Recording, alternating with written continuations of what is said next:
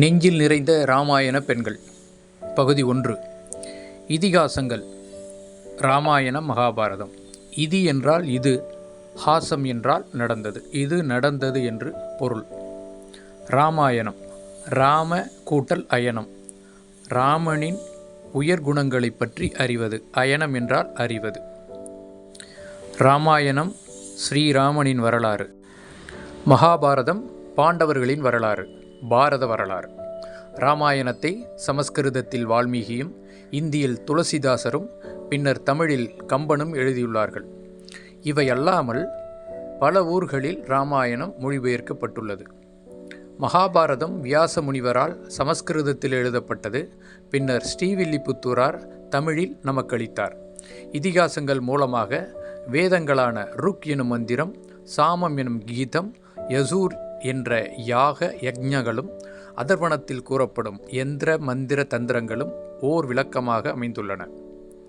நீதி வழுவாதிருக்கவும், தர்மம் நிலை பெறவும், உண்மையே பேச வேண்டும் என்பதும் இதில் கூறப்படுகின்றன. அறம், பொருள், இன்பம், வீடு, உயிர்களின் வாழ்வியலுக்கான அத்தியாவசியமான இந்த 4 தேவைகளை பற்றி அழகியல் கதையாக நாம் தெரிந்து கொள்ளலாம்.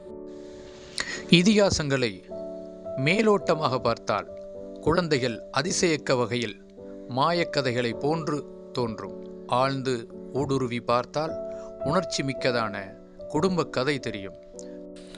இராமாயணத்தில் ராமரின் அவதாரம் அசுரர்களை வதை செய்ய ஏற்படுத்தப்பட்டதாக கூறப்படுகிறது. அதேபோல பாரதத்தில் கிருஷ்ணாவதாரமும் கொடியவர்களை ஒழிக்க ஏற்பட்டதாக கூறப்படுகிறது. இது சற்று முரணான விஷயம்தான். ஏனென்றால் மகாவிஷ்ணுவால் அசுரர்குலத் தலைவன் ராவணனை பூமியில் பிறவாமலேயே செய்திருக்க முடியும். பாண்டவர் கௌரவர்களுக்கிடையே தகராறு இல்லாமலேயே மகாவிஷ்ணுவால் செய்திருக்க முடியும். எத்தனை பலசாலியும் ஏதாவது ஒரு வழியில் அடக்கப்பட்டு அழிந்து விடுவான். நல்லது எது, கெட்டது எது, உயர்ந்த பண்பு எது என்று தர்மங்களை, நீதிகளை உலக மக்களுக்கு எடுத்து சொல்வது மகாவிஷ்ணுவின் கடமையாகும். அநீதிகளால் எப்போதெல்லாம் பூமியில் மக்கள் கலவரப்பட்டு மன உளைச்சல் அடைகிறார்களோ அப்போதெல்லாம் மகாவிஷ்ணு அவதாரம் எடுத்து நீதியை நிலைநாட்டி விடுவார். மண்ணாசை, பெண்ணாசை, பொன்னாசை இவை 3 மனிதர்களுக்கு கூடாது என்பதனை மையமாக வைத்து புனையப்பட்டதுதான் இராமாயணமும் மகாபாரதம் என்ற 2 இதிகாசங்களும். தெய்வங்களில் மகாவிஷ்ணு, மகாலட்சுமி தம்பதியருக்கு மட்டும்தான் குழந்தை பாக்கியம் இல்லை. அதனால் இந்த லோகத்தில் இருக்கும் அனைத்து உயிர்களுமே இவர்களது குழந்தைகள்தான். மகாவிஷ்ணு அவதாரம் எடுக்கும் போதெல்லாம் எவருக்காவது குழந்தையாக பிறப்பார். தெய்வங்களில் மகாவிஷ்ணுவுக்கு மட்டும்தான் அவதாரம் எடுக்க வேண்டிய தகுதியும் அவசியமும் இருக்கிறது. ஏனென்றால் அவர்தான் வேத வேத்தியன். ஒவ்வொரு பிறப்பிலும் மகாலட்சுமியே மகாவிஷ்ணுவை கணவராக அடைவார். பகவான் மகாவிஷ்ணுவுக்கு ஞானம், பலம், வீரியம், சாமர்த்தியம், செல்வம் போன்ற 100 குணங்கள் உள்ளன. மகாலட்சுமியின் குணமான தெய்வீகமான தயை, அதாவது தாய்மை உள்ளம் கொண்டவர் மகாலட்சுமி. எப்போதும் மகாவிஷ்ணுவுடன் மகாலட்சுமியும் இணைந்தே இருக்க வேண்டிய கட்டாயம். இதனால்தான் ஸ்ரீமன் நாராயணா என்று ஸ்ரீயை சேர்த்தே குறிப்பிடுகிறோம். உயிர்களை பழிபாவத்திலிருந்து காத்தருளும்படி, செய்த குற்றங்களையெல்லாம் மன்னித்தருளும்படி பகவானை தூண்டுவது அவரது மனைவி மகாலட்சுமிதான். பிரம்மாவின் சிருஷ்டியிலே முதலில் தோன்றியவர்கள் 4: சனகர், சனந்தர், சனத்குமாரர், சனத் சுஜாதர். இந்த 4வரையும் சனத்குமாரர்கள் என்பர். பிறந்து அநேக வருடங்கள் ஆகியும் பாலர்களைப் போலவே ஆடையின்றி பிறந்த மேனியுடன் பவனி வருபவர்கள். ஒரு சமயம் ஸ்ரீமன் நாராயணனை தரிசிக்க வந்த சனத்குமாரர்கள் வைகுண்டத்துக்கு வந்தார்கள். வைகுண்டத்தின் தலைவாசலில் ஜயன், விஜயன் என்ற 2 காவலர்கள் இருந்தார்கள். இவர்களை துவார பாலகர்கள் என்று அழைப்பார்கள். இன்றைக்கும் ஆலயங்களில் கற்ப கிரகத்துக்கு போவதற்கு முன்னால் அதன் வாசலில் 2 சிலைகள் இருப்பதை பார்க்கலாம். திருமாலின் துவார பாலகர்கள் ஜயன், விஜயன். சிவபெருமானின் துவார பாலகர்கள் சண்டன், பிரசண்டன். அம்பாளின் துவார பாலகிகள் சுபத்ரா, ஹரிபத்ரா. சனத்குமாரர்கள் திருமாலை தரிசிக்க வந்தபோது துவார பாலகர்கள் ஜெயன் விஜயன் அவர்களை தடுத்து நிறுத்தினர்.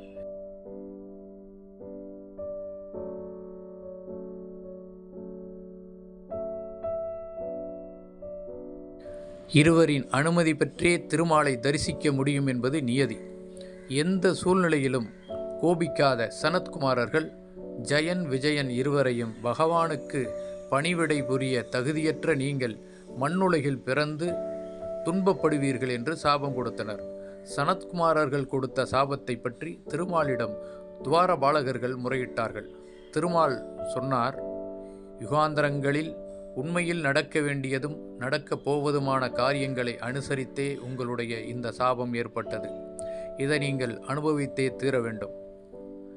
ராமனுடைய பிறந்த ராசி, கிரகநிலை முதலியவற்றை ஆராய்ந்தால் பிறந்த மாதம் மே மாதம், சித்திரை திதி, நவமி நட்சத்திரம், புனர்பூசம், சிறந்த லக்னம் கடகம், 11ஆம் இடத்திற்கு 4 கிரகங்கள் உச்சத்தில் உள்ளவர்.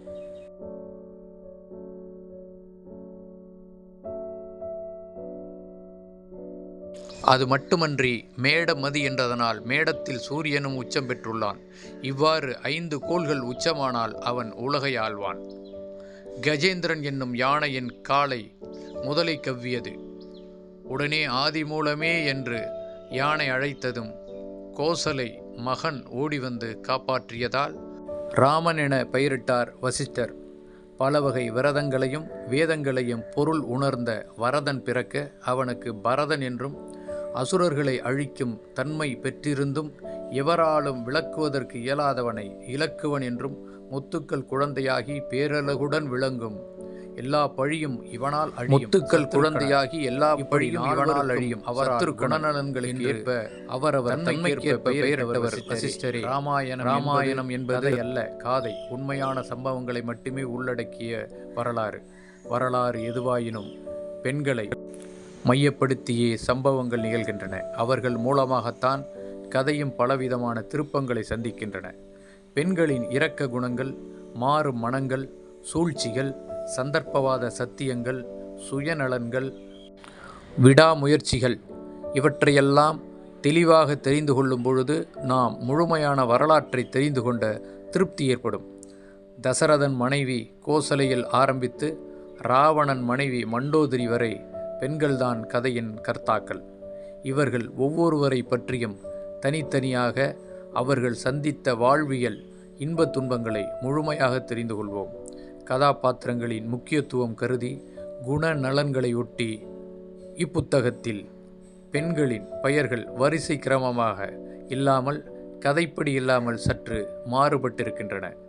ஸ்ரீராமபிரானின் நேரடி தொடர்புடைய அல்லது பாதித்த பெண்களின் வரிசைப்படியே இத்தொகுப்பு அமைந்துள்ளது. இதில் முதலாவது சீதை, மகாலட்சுமியின் அவதாரமான ஜனகனின் மகள். ராமனை மிதிலையில் கண்டு காதலுற்றவள். திருமணம் முடித்தவுடன் அவனோடு வனவாசமிருந்து ராவணனால் தூக்கி செல்லப்பட்டு மீட்கப்பட்டு அறநிலையில் ராமனோடு ஒன்றாகி போனவள். அகலிகை, பிரம்மாவின் புதல்வி, கௌதம முனிவரின் மனைவி, ராமனின் பாத துளிபட்டு விமோசனமடைந்தவர்களில் கற்பரசிகளில் முதன்மையானவள். கைகேயி, கேகய நாட்டு மகள், தசரதனின் 3வது மனைவி. ராமன் மீது கொண்டிருந்த அன்பு பெற்ற மகனை விட அதிகம். அவனை காட்டுக்கு அனுப்பி அழியா பழியை சுமந்தவள். மந்தரை, கைகேயி மீது அளவற்ற பாசம் வைத்திருப்பவள். ராமனை பரம வைரியாக நினைப்பவள்.